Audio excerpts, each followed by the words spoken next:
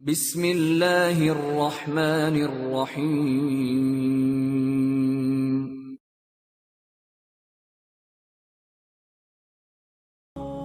جمال الوجود بذكر الإله وتصفو الحياة بنور هداه جمال الوجود بذكر الإله وتصفو الحياة بنور هداه وتطلب نفس له طاعة ويبلغ سعد إلى منتهى. Alhamdulillah, ayat ikhwan wa ikhwati arsadani wa arsadakumullah SAW. Pada kesempatan yang mulia ini kita bersyukur pada Allah Subhanahu wa taala yang dimana atas karunia nikmat taufik hidayah dan juga pertolongan Allah Subhanahu wa taala kita dapat berkumpul kembali di Masjid Al-Futuhat dalam rangka untuk bersama-sama kita watawassaw bil haq watawassaw bis sabr. Sudah sepantasnya kita sebagai orang yang mengaku beriman untuk terus bersama-sama kita terus saling nasihat menasihati dalam kebaikan, mengajak diri kita dan saudara-saudara kita untuk terus melakukan amal kebaikan, amal yang diridhoi oleh Allah dan juga dicintai oleh Nabi Muhammad sallallahu alaihi wasallam. Apa itu? Yaitu amal soleh. Jadi yang dimaksud dengan amal soleh, para jamaah Bapak Ibu, adalah kullu amalin muwafaqatun ala sya'irillahi azza wa jalla minal Qur'ani was sunnah. Jadi yang disebut dengan amal soleh yang disampaikan oleh para ulama, apa itu maknanya? Segala amalan yang dikerjakan yang muwafaqah. Apa muwafaqah? Yang sesuai dengan kitab Allah wa sunnah Rasulullah sallallahu alaihi wasallam. Sesuai dengan Al-Qur'an dan sunnah Nabi sallallahu alaihi wasallam. Segala amal yang dikerjakan oleh seseorang yang tidak muwafaqah, yang tidak ittifaq sesuai dengan kitab Allah, Al-Qur'an dan sunnah, maka itu laisa yusamma amalun soleh, maka tidak bisa dinamakan amal soleh. Kenapa? Karena Allah menurunkan perintah kepada Nabi Muhammad SAW terhadap umatnya untuk beriman dan beramal soleh. Amal soleh mengikuti tuntunan Allah dan Rasulnya. Tidak boleh setiap orang melakukan amal perbuatan tidak memiliki petunjuk dasar hujah dalil nas dari kitab Allah wa sunnah sallallahu alaihi wasallam, maka tidak boleh. Maka oleh sebab itu kita sebagai orang yang mengaku beriman sudah sepantasnya terus mengajak orang beramal soleh, yang tentunya amal yang sesuai dengan kitab Allah dan sunnah Rasul. Dan yang kedua kata Allah SAW, setelah kita beriman dan kita beramal soleh, menasihati, mengajak terus saudara-saudara kita dan diri kita untuk melakukan kebaikan. Dan yang paling penting apa? Saling menasihati untuk tetap sabar. Banyak orang yang ibadah kepada Allah tidak sabar. Mungkin dia ibadah ketika dia mulai semangat, setahun, 2 tahun semangat, Masya Allah luar biasa, sholatnya, ngajinya, baca Qur'annya dan banyak lagi amalan. Tapi setelah berlangsung setahun 2 tahun, gak sabar dia. Diuji dengan urusan dunia, diuji dengan ekonominya, diuji dengan keluarganya, diuji dengan persoalan-persoalan duniawi.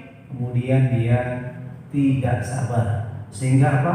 Menjadi orang yang futur. Apa futur? Lemah iman. Tinggalkan ngajinya, tinggalkan untuk baca Qur'annya, bahkan sampai ditinggalkan sholatnya. Inna lillahi wa inna ilaihi raji'un. Ini merupakan musibah. Apabila kita tidak sabar dalam melakukan amal kebaikan, maka kita tidak akan pernah menjadi orang yang beruntung. Para jamaah yang dimuliakan oleh Allah SWT, insya Allah untuk kajian pada malam yang berkah dan malam yang mulia ini, hari-hari yang diagungkan oleh Allah, kita sudah memasuki 10 hari di awal bulan Zulhijjah. Alhamdulillah. Jadi mudah-mudahan para jamaah kesempatan kita untuk tadi saya katakan ya, wa tawassaw bil haq wa tawassaw bis sabr.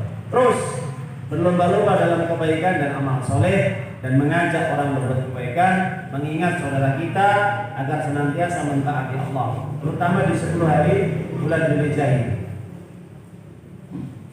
Hari Ahad kemarin sudah kita paparkan, sudah kita jelaskan banyak amalan-amalan yang bisa kita rajut, bisa kita jaga, bisa kita amalkan di 10 hari awal bulan Zulhijjah ini. Ada puasa Arafah, bisa kita baca Quran, perbanyak baca Qurannya, terus tingkatkan. Aktif datangi majelis ilmu, pengajian, rajin semangat sedekah ya. Yang terutama yang dimampukan oleh Allah untuk berkorban. Dan juga semangat lagi untuk tingkatkan sholat sunnahnya. Di samping sholat wajibnya ditingkatkan lagi Bapak Ibu ya, sholat sunnahnya. Terutama yang paling penting rawatibnya. Rawatib sholat sunnah yang mengiringi sholat wajib. Kenapa?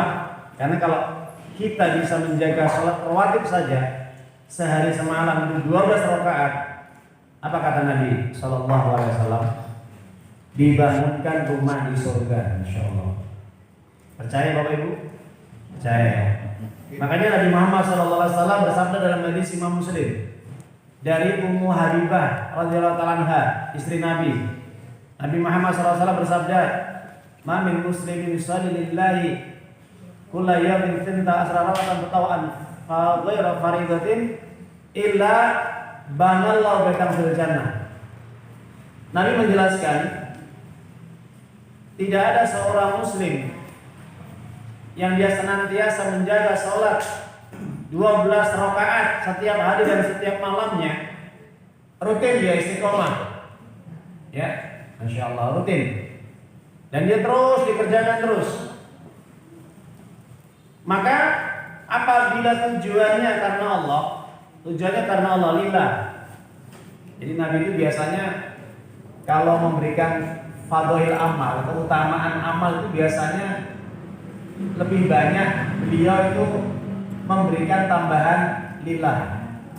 Apa itu? Karena Allah. Bukan karena linnas, bukan karena manusia. Bukan karena semata-mata untuk mencari sanjungan, penghormatan, atau mencari supaya orang itu dianggap ahli ibadah atau riya atau sum'ah, bukan. Tapi lillah. Lillah semua insyaallah, ya. Itu kalau dikerjakan setiap hari, setiap malam 12 rakaat apa? Nabi sallallahu alaihi wasallam menjanjikan banallahu baitan fil jannah, akan dibangunkan rumah di surga nanti pada hari kiamat. Ya itu. Apalagi di bulan Zulhijjah ini, Masya Allah, luar biasa. Nah, keutamaan kemarin sudah kita jelaskan. Puasa di Arafah 1 hari tanggal 9-nya. Bisa saudara kita yang berpuasa mulai tanggal 1 sampai tanggal 9 bisa, insya Allah. Bagaimana juga yang dicontohkan Nabi Sallallahu Alaihi Wasallam dari istrinya. Tapi para jamaah, insya Allah kita akan bahas persoalan masalah hukum korban, insya Allah. Kita akan berusaha, ya meskipun nanti tidak semuanya kita kupas, tapi yang penting adalah inti-inti apa yang kita pahami di dalam masalah al-fiqh, ya, masalah fikih tentang hukum-hukum di dalam berkorban. Mungkin sebagian saudara kita masih banyak insya Allah belum paham mungkin. Maka ini pentingnya kita untuk membahas terkait dengan masalah fikih berkorban. Sebelum kita jelaskan, kita paparkan masalah fikih hukum berkorban, ada 2 ayat yang disampaikan oleh Allah Subhanahu wa taala. Kalau kita buka surat Al-An'am ya. Surat Al-An'am surat yang ke-6 ayat 162 dan 163. Untuk perhatikan di dalam ayat tersebut. Saya bacakan ya. A'udzubillahi minasyaitonirrajim. Bismillahirrahmanirrahim. Qul, katakan wahai Muhammad kepada umatmu, innas sholati, sesungguhnya sholatku. Ini perintah Allah kepada Nabi Muhammad SAW supaya disampaikan kepada umatnya. Jadi kalau kita sholat ini untuk siapa? Untuk Allah. Sholatku, sholat yang bagaimana? Nabi mengatakan, shollu kama ra'aitumuni usolli. Dijelaskan di dalam hadis Imam Bukhari bahwa tata cara sholat yang benar itu sesuai dengan Nabi. Itu yang pertama. Jadi kalau kita pengen sholatnya diterima oleh Allah, lihatlah sholatnya Nabi. Jangan melihat sholatnya orang lain atau selain Nabi. Kenapa? Karena Nabi merupakan sosok manusia yang dipilih oleh Allah supaya memberikan contoh dalam segala aspek kehidupan. Bukan hanya persoalan masalah sholat saja, wudu saja, akidah, akhlak, tapi sampai urusan muamalat, urusan sosial, sampai urusan pemerintahan, beliau sudah menunjukkan secara detail. Jadi kalau kita pengen hidup kita ini baik ya, baik dalam arti ini maksudnya supaya hidup kita ini beruntung, sukses dunia akhirat, maka dalam segala urusan apapun, baik menyangkut ibadah, akidah, akhlak, muamalat, sosial, sampai tingkatan urusan mengatur umat, mengatur masyarakat, atau kalau dalam sekarang sistem pemerintahan atau siasat, urusan politik, itu harus mengaca, menengok, melihat, mencontoh Nabi Sallallahu Alaihi Wasallam. Kenapa? Karena Nabi sudah menjelaskan. Di dalam hadis riwayat Imam Tirmizi, la yu'minu ahadukum hatta yakuna hawai tabal majubi. Jelas. Ini hadis Nabi. Kalian tidak akan sempurna iman kalian. Iman kalian tidak akan dianggap benar, kata Nabi, sampai keinginannya apapun yang dia kerjakan dalam urusan ibadah dan urusan dunia itu mengikuti apa yang aku bawa. Coba itu yang dibawa oleh Nabi itu apa? Al-Quran. Kira-kira kita Al-Quran ini suci atau tidak, Pak? Suci ya? Suci. Kitab Al-Quran ini yang kita sekarang kita baca, kita yakini dan kita amalkan ini, ada nggak jaminan? Jaminan masuk surga ada nggak? Jelas, dijamin masuk surga. Sekarang saya tanya pada Bapak Ibu, adakah kitab selain Al-Quran yang menjamin kita masuk surga? Nggak ada. Nggak ada. Mana buktinya?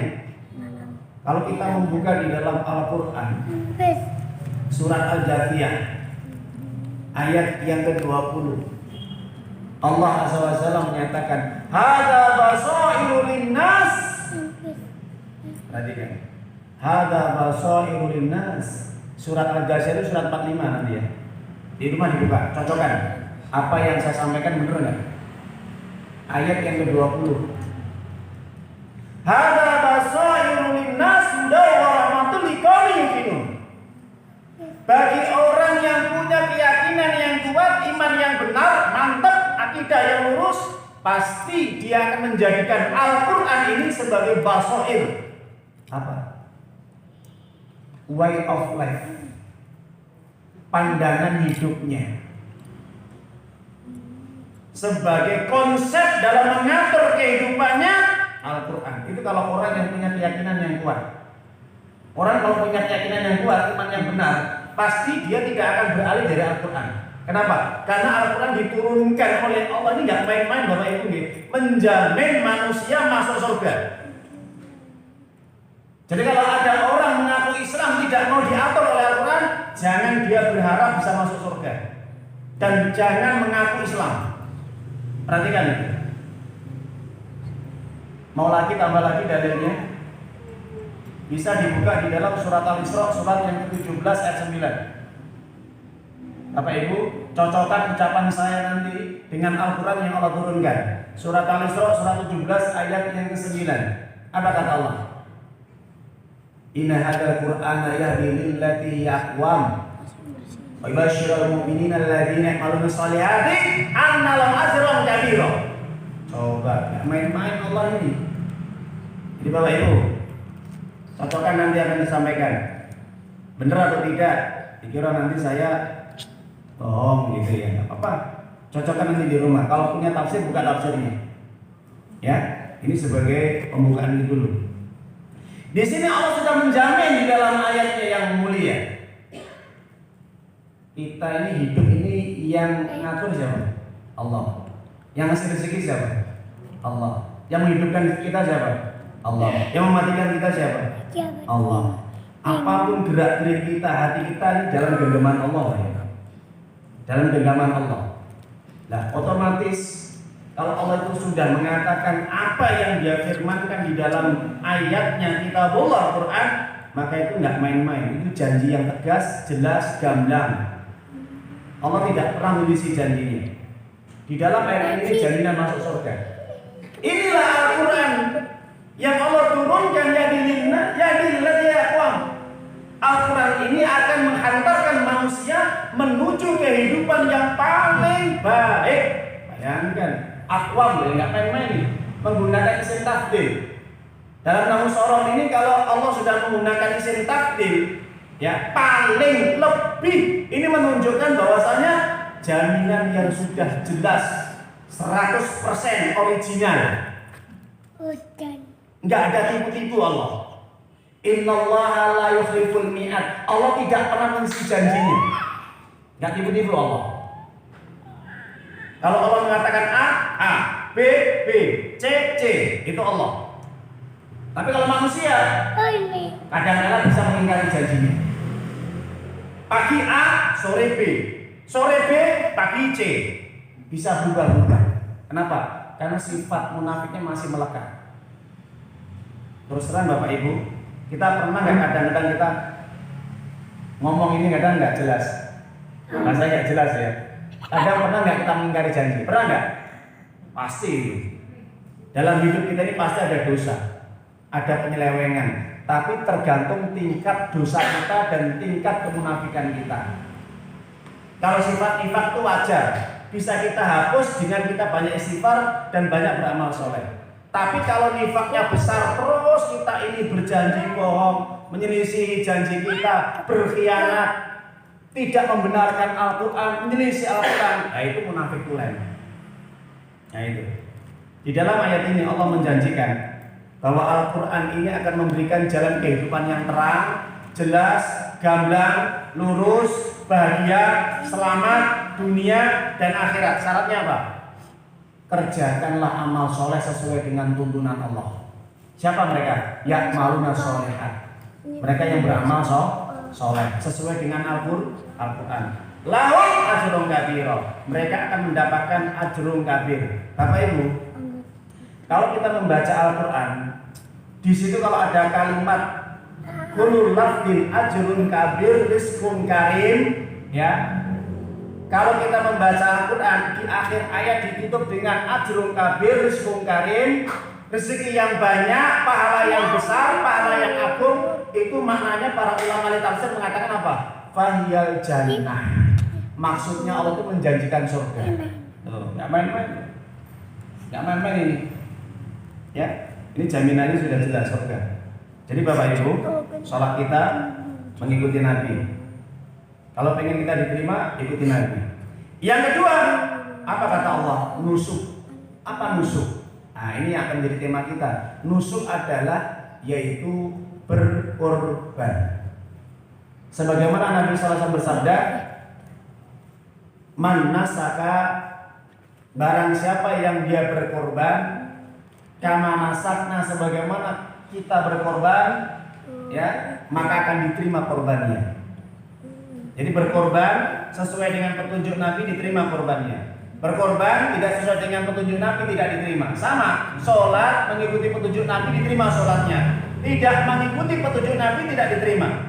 Wudu apa saja, tidak mengikuti petunjuk Nabi, tidak diterima. Ya itu jelas. Ini tuntunan kita hanya Nabi. Baik para jamaah. Yang ketiga kata Allah, wa nusuki wa mahyaya wa mamati lillahi rabbil alamin.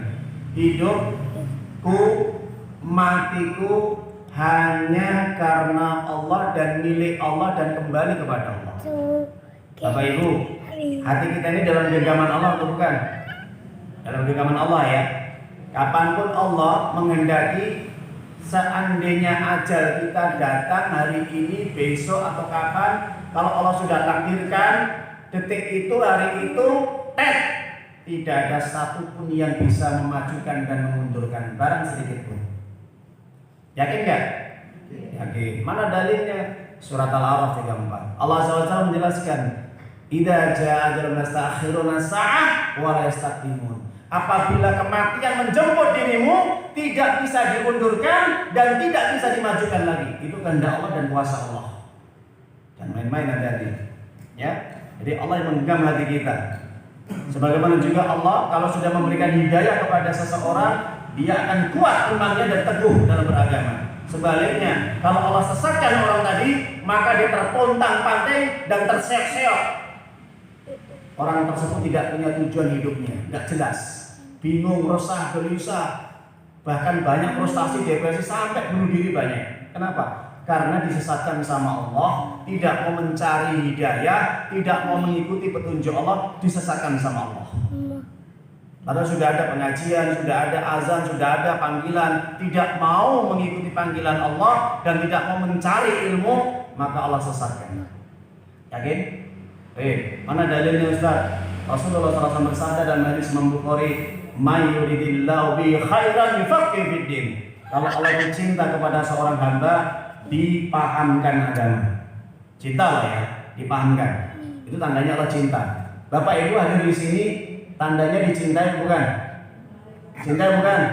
Cintai. Buktinya apa? Bapak Ibu rela-rela meninggalkan keluarga, meninggalkan urusan dunia, sampai meninggalkan acara televisi demi untuk belajar mencari ilmu supaya mendapat ridho dari Allah dan masuk surga. Ini tandanya Allah cinta kepada kita. Kenapa? Hati kita digerakkan sama Allah. Bagi mereka yang belum sadar, yang mudah-mudahan diberi hidayah, tapi sama Allah belum dicintai. Kenapa? Kalau belum digerakkan hatinya untuk dia ibadah, sholat, dan mencari ilmu. Itu belum. Nanti kalau sudah dibuka hatinya, baru sadar mereka. Kita cuma mendoakan supaya diberi hidayah. Itu Bapak Ibu ya. Para jamaah dirahmati Allah SWT, hidup mati kita itu urusan Allah. Kita serahkan kepada Allah dan kita kembali kepada Allah. Artinya dalam ayat ini, sholat kita, korban kita, hidup kita, mati kita, itu hanya kita persembahkan untuk Allah, nggak boleh untuk yang lain. Kalau sampai kita persembahkan untuk yang lainnya selain Allah, maka para ulama menjelaskan fawwal musyrik, maka dia musyrik. Jadi segala apapun ibadah dipalingkan selain Allah, musyrik. Makanya para ulama menjelaskan, apa kata para ulama? Barang siapa yang dia ibadah, yang dimana ibadah tadi ditujukan untuk Allah ternyata bukan untuk Allah, maka jelas dia musyrik. Sekarang saya tanya, korban itu ibadah atau bukan? Ibadah. Ya. Jadi apapun aktivitas yang kita kerjakan untuk Allah, karena Allah dan kembali kepada Allah. Itu aja prinsip kita. Ya. Para jamaah dirahmati Allah SWT, kita akan menjelaskan masalah hukum kurban. Baik. Yang pertama, sebagaimana yang dijelaskan oleh Nabi kita yang mulia Muhammad SAW, bahwa bagi orang yang ada keinginan berkorban, maka ini segera untuk berkorban. Karena hukum korban itu ada dua. Kalau menurut para ulama cuma ada dua. Yang pertama pendapat gurunya Imam Malik yang bernama Robi'ah, dan juga La'its bin Sa'ad, dan juga pengikutnya Imam Malik, dan juga sebagian pendapat dari ulama Al-Ghazali, dan juga pendapat Syekhul Islam Ibnu Taimiyah, dan ditambah dengan pendapat Syekh Shalih Utsaimin, seorang mufti Arab Saudi. Ini berpendapat hukum kurban wajib bagi yang mampu, wajib fardhu ain. Gak boleh ditunda, wajib. Ini pendapat pertama lah ya. Saya kasih pendapat pertama. Nah itu.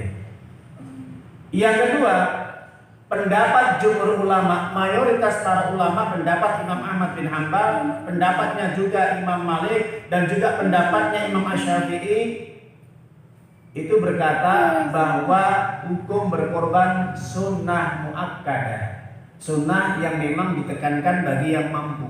Yang mampu, yang tidak mampu tidak wajib. Nah, sekarang dalilnya mana? Yang pertama, pendapat yang wajib itu pakai dalil hadis rawi Ibnu Majah yang saya bacakan di atas Bapak Ibu. Mangkana lau sa'ah falam gawi fala yaqrabaha musallana. Barang siapa yang punya kemampuan harta kok tidak berkorban, jangan dekat-dekat sholat bersama kami di musola. Bapak Ibu, ini lafaz bahasa Arabnya kita pahami ya. Sekarang saya tanya Bapak Ibu, sholat yang paling utama Idul Fitri Idul Adha di mana? Di mana? Musola. Musola kalau orang Arab apa? Musola itu kalau orang Arab itu mengatakan ada tanah lapang, tanah yang luas, bukan bangunan yang tertutup. Kita harus bedakan antara musola dengan masjid. Ini bahasa Arab ya. Kalau masjid diambil dari sajadah yang sujud, tempat untuk sujud adalah tempat bangunan yang digunakan untuk sholat 5 waktu rawatib tertib berjamaah, itu masjid. Entah kecil besar itu masjid. Tapi kalau musola, pengertian Nabi ini adalah bukan musola orang Jawa bilang langgar, bukan. Bukan kok musola seperti bangunan kecil itu dianggap musola, bukan.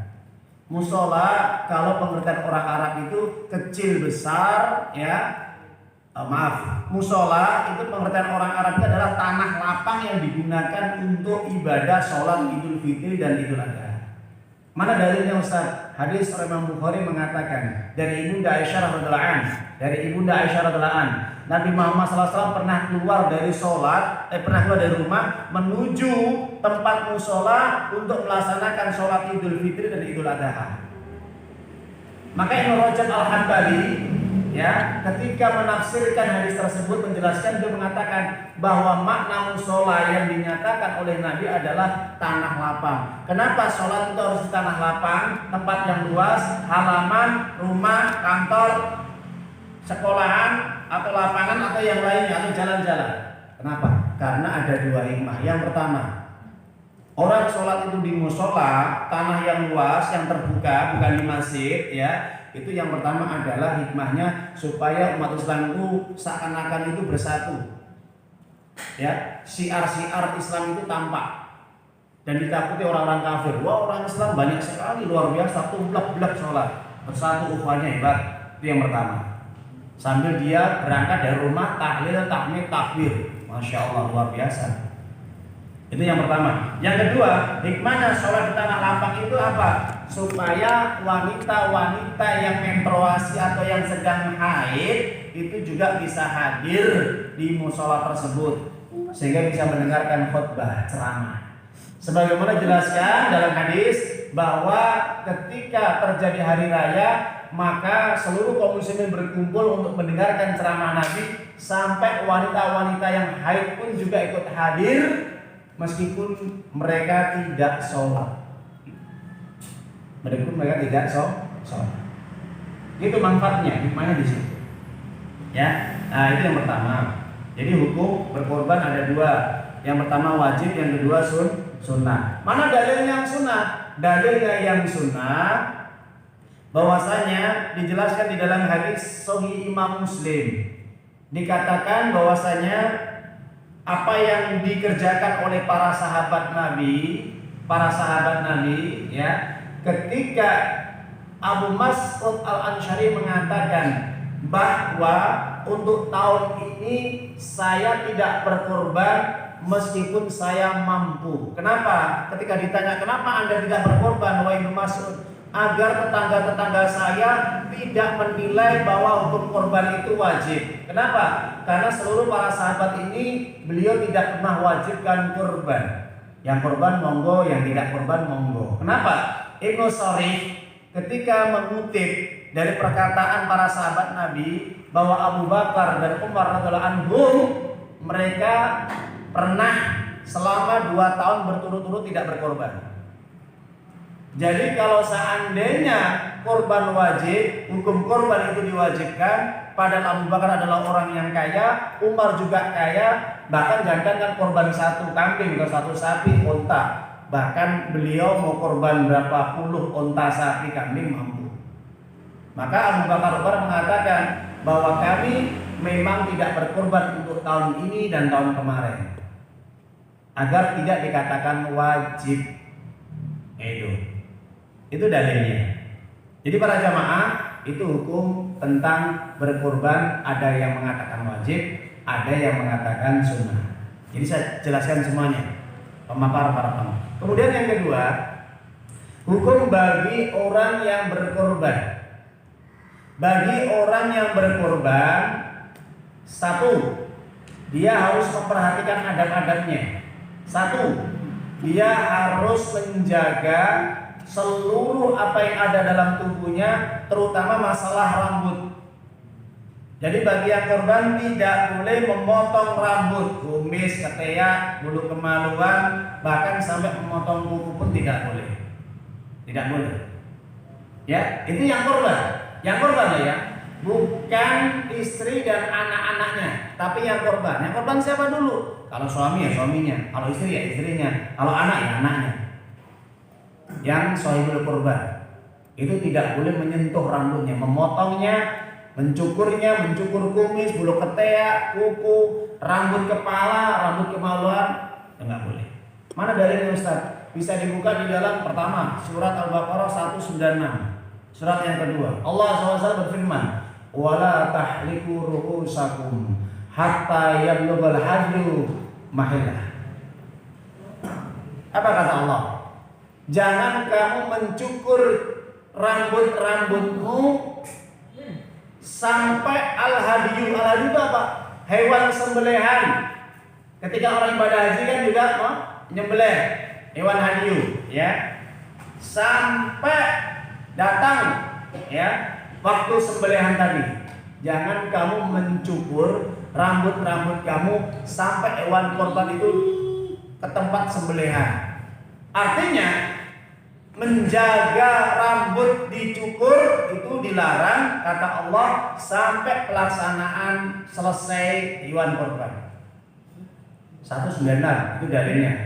Yang kedua, hadis Nabi Sallallahu Alaihi Wasallam, Rasulullah SAW bersabda, apa kata Nabi? Dari Anas bin Malik radhiyallahu anhu, sahabat Nabi, "Idza ra'aitum hilal Dzulhijjah, apabila kalian melihat datang bulan Dzulhijjah, sudah mulai masuk bulan Dzulhijjah tanggal 1, tanggal 1 waktu ya kemarin. Apa kata Nabi? Wa idza arada ahadukum al-dhahir falyumsik an sya'ri wa atfarihi." Maka siapapun yang ada niat untuk berkorban saat itu pula, dia korban. Saya mau korban. Ya, saat itu pula jangan sampai dia ini menyentuh kukunya dan rambutnya. Artinya memotong kuku dan memotong rambut. Hadis rawahu Imam Muslim, hadis sahih. Itu yang kedua. Yang ketiga, bagi orang yang korban, ya, itu boleh dia meniatkan untuk keluarganya, baik yang masih hidup dan sudah meninggal dunia. Perhatikan.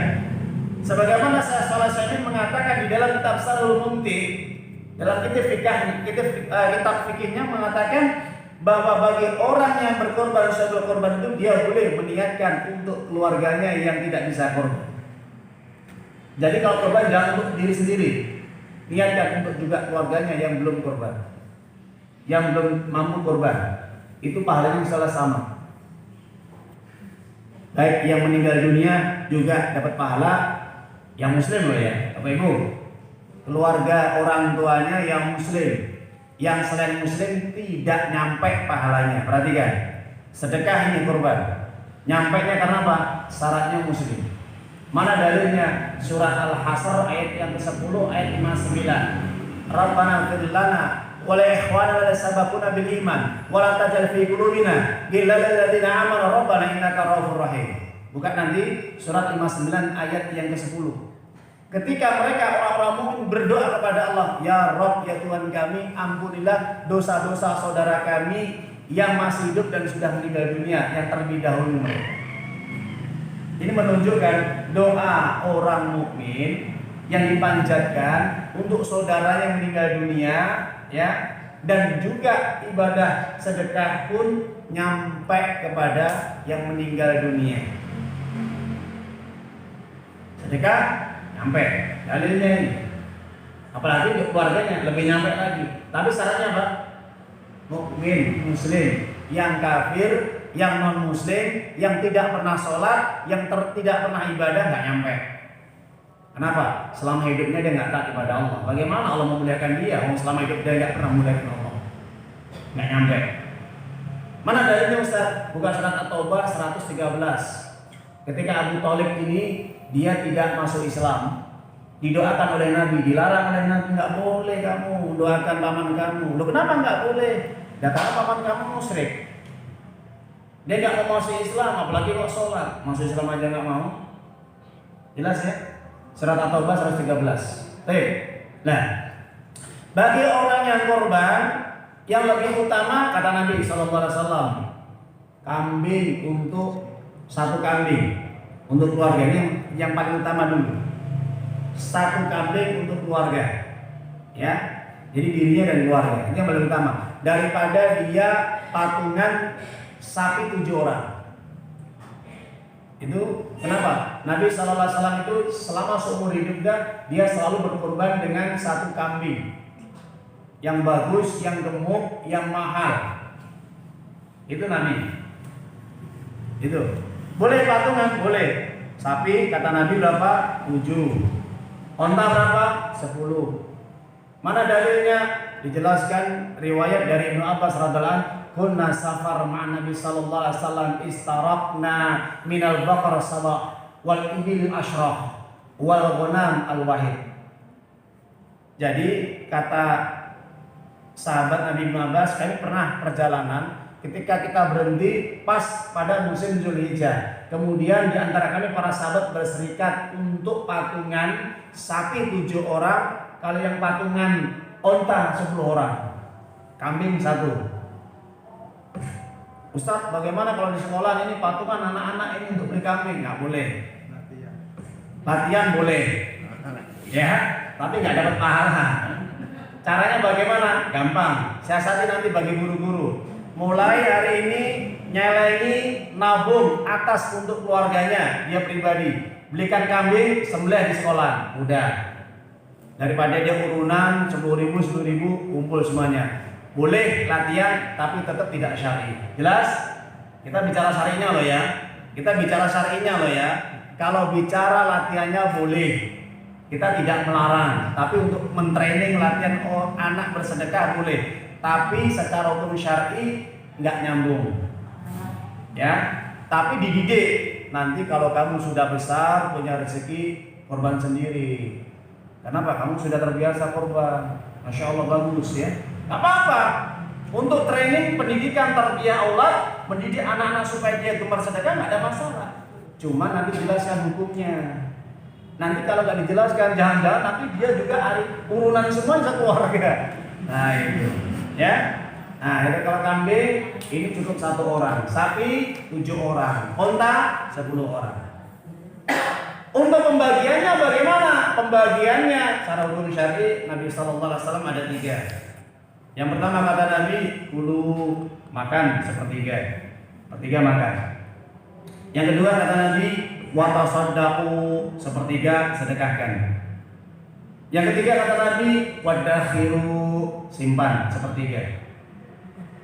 Sapi disembelih urunan 7 orang, ya. Ini kalau sistem yang biasa kita tradisikan, maka dari 7 ya orang yang berkorban tadi, maka diambilkan sepertiga tadi dagingnya dibagi 7 orang. 2/3 diambil sedikit untuk makan boleh, atau disedekahkan lebih utama semuanya kepada masyarakat setempat. Bapak Ibu, jangan lupa ini yang sesuai dengan syariat. Pembagian sepertiga dimakan, sepertiga dibagikan sedekah, sepertiga disimpan. Ambil sepertiga sapi 7 orang, onta 10 orang.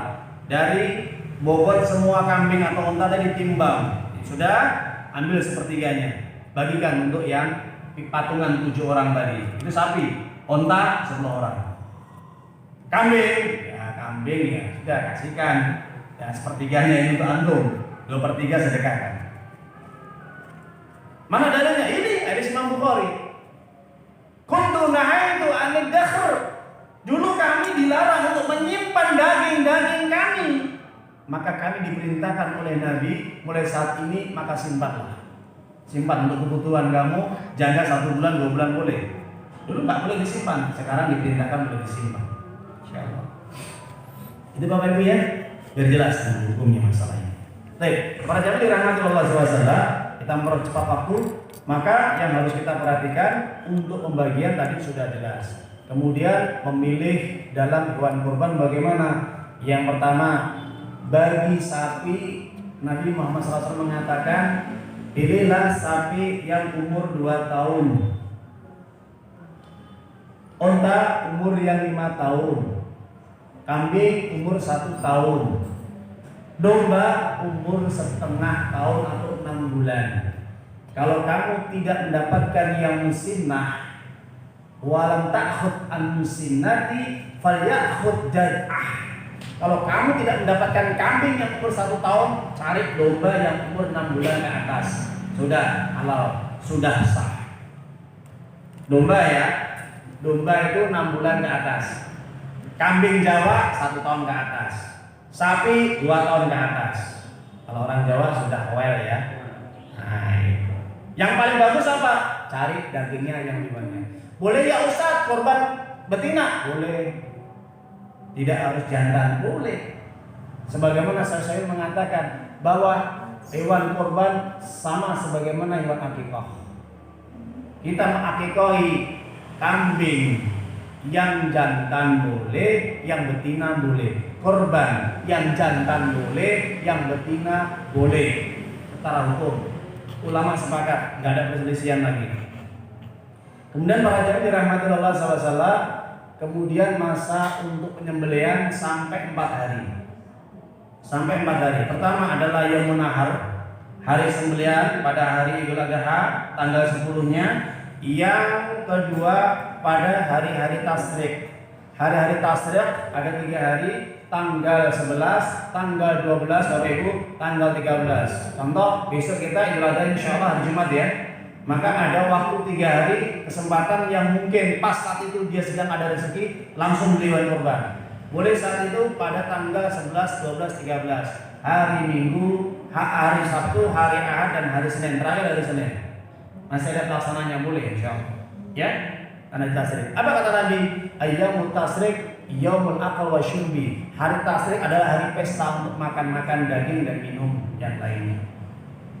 Jadi insya Allah Bapak Ibu malam Senin depan hari Ahad libur. Wah sekaligus kita umumkan. Kalau kerajaan dirahmati Allah SWT, maka itu seputar masalah tentang pembagian, masalah umur daging, ya. Kemudian sembelihan, tata cara yang disunahkan Nabi Sallallahu Alaihi Wasallam. Sebaiknya kalau ketika menyembelih hewan kurban, yang pertama berdoa kepada Allah. Bagaimana berdoanya? Bismillah wallahu akbar. Allahumma taqabbal minni. Ya. Kemudian Nabi betul-betul mentajamkan pisaunya, ya, dihadapkan ke kiblat bagus, ya. Kemudian disembelih, sreng, ya. Sebelum disembelih Nabi mengatakan, Allahumma bismillahirrahmanirrahim, Allahumma taqabbal minni wa min ummati lima lam yudahi. Dengan menyebut nama Allah, Allah Maha Besar, ya Allah terimalah korbanku dan orang-orang yang belum bisa korban, semoga diterima amal mereka. Masyaallah. Jadi kita hari ini belum bisa korban, sudah dapat pahala berkat doa Nabi. Yang penting ada niat. Itu para jamaah kita sampaikan, dan yang paling penting disunahkan untuk mempercepat sholat Idul Adha. Kalau sholat Idul Fitri diperlambat. Makannya setelah sholat Idul Adha. Kalau Idul Fitri makannya di awal. Nah, ini sunah-sunahnya. Bapak-bapak cari jalan pulang dan berangkatnya berbeda jalan. Pakai minyak wangi yang bapak-bapak, ibu-ibu nggak boleh pakai minyak wangi. Nanti mau sholat pengen shopping di mall pakai minyak wangi, nggak boleh ya. Biasa saja. Ditemani dengan suaminya atau anaknya pakai mahramnya. Yang kedua, pakai baju yang bagus. Dan yang paling penting, hendaknya bertakbir, tahmid, tahlil mulai keluar rumah sampai tempat. Tahlil, tahmid, takbir dijalankan, diucapkan sampai hari tasyrik. Sampai hari tasyrik. Bahkan 10 hari awal aja boleh. Boleh. Siapa? Bahkan Abu Hurairah radhiyallahu anhu ketika masuk tanggal 1 bulan Zulhijjah sampai hari Nahar, sampai hari tasyrik, berapa hari? 13 hari. Itu beliau terus takbir, tahmid, tahlil dari rumah sampai pulang lagi, mau sholat pulang lagi, terus seperti itu. Mau ke pasar, tahlil, tahmid, takbir. Ustaz, itu zikir. Iya, itu namanya zikir yang sifatnya terkait dengan zikir apa? Yaitu mujma, yang tidak terikat dengan waktu. Silakan mau kita zikir, memperbanyak zikir lebih utama. Tapi yang lebih utama adalah ketika pada hari Idul Adha-nya kita mau berangkat sampai kita pulang, itu paling utama. Mungkin itu yang kami sampaikan, tidak banyak. Semoga bisa memberikan manfaat yang besar kepada kita semua ini, insyaallah ya. Yang tadi itu larangan atau masih ada soal potong-potongan? Iya, itu larangan. Larangan ya bagi yang kurban. Yang kurban itu dilarang untuk mencukur rambut dan memotong kuku Bapak Ibu ya. Yang kurban. Yang tidak kurban boleh seperti biasanya. Dalilnya surat Al-Baqarah 196 dibuka dan juga hadis Imam Muslim tadi. Cukup? Silakan. Ada pertanyaan nih.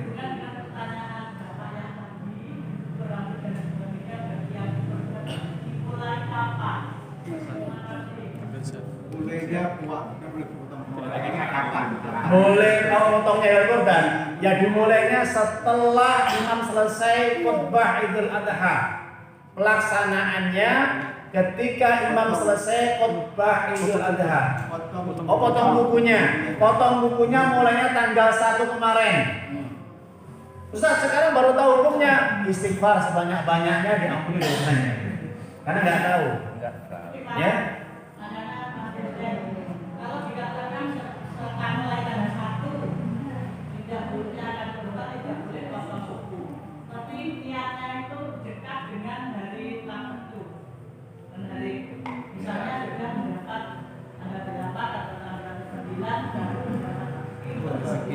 Oh ya.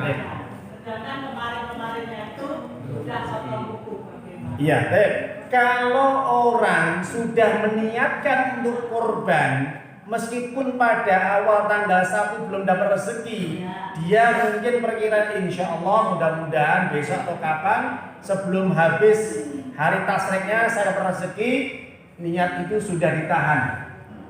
Niat itu sudah ditahan untuk tidak memotong kuku dan rambut. Dia sudah punya niat itu sudah ada nilai. Sampai dipastikan dia betul-betul bisa berkorban. Ya, tapi kalau belum ada keinginan mampu, dia masih remeng-remeng dan mamang atau ragu-ragu. Saya kira ada rezeki ya sudah. Ini maka gugur untuk larangan memotong kuku rambut gugur. Kenapa? Karena belum jelas tidak rezeki atau tidaknya.